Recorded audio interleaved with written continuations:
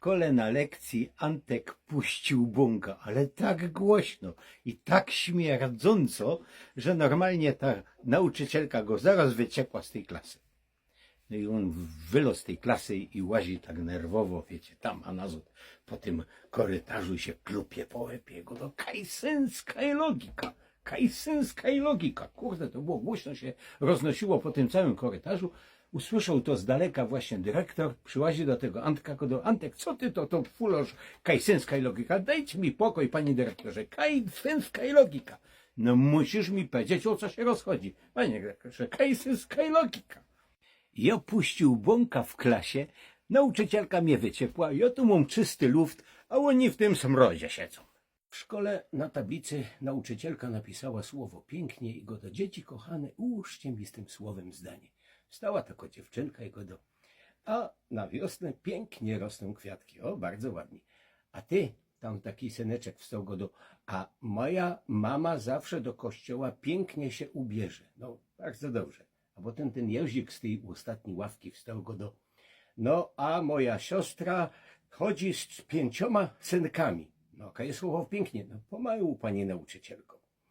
I ostatnio, że się dowiedział, że jest w ciąży, a nie wie, kto będzie ojcem. No ale jakie słowo pięknie. No tata powiedział. Pięknie, pięknie. Do szkoły podstawowej przyjęła się taka młoda nauczycielka, fajnolaska.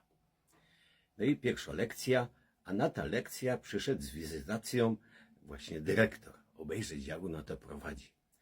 Nauczycielka zaczęła, napisała na tablicy jakieś zdanie i Godo, no dzieci kochane, weźcie, przeczytajcie te zdanie.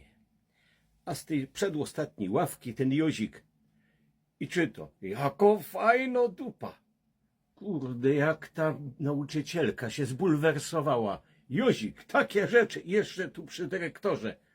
A ten Józik obraca się do tego dyrektora. Pieronie, jak nie umiesz czytać, to nie podpowiadaj.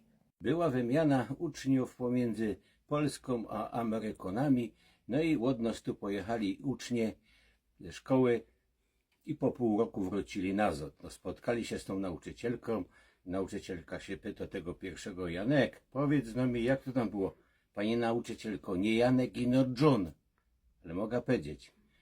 Śniadanie rano, potem było leżenie na werandzie, potem był obiad, potem zaś leżenie na werandzie, potem kolacja, no i spać. Tego następnego pytał: a ty, Krzysiek? Żaden Krzysiek, Chris.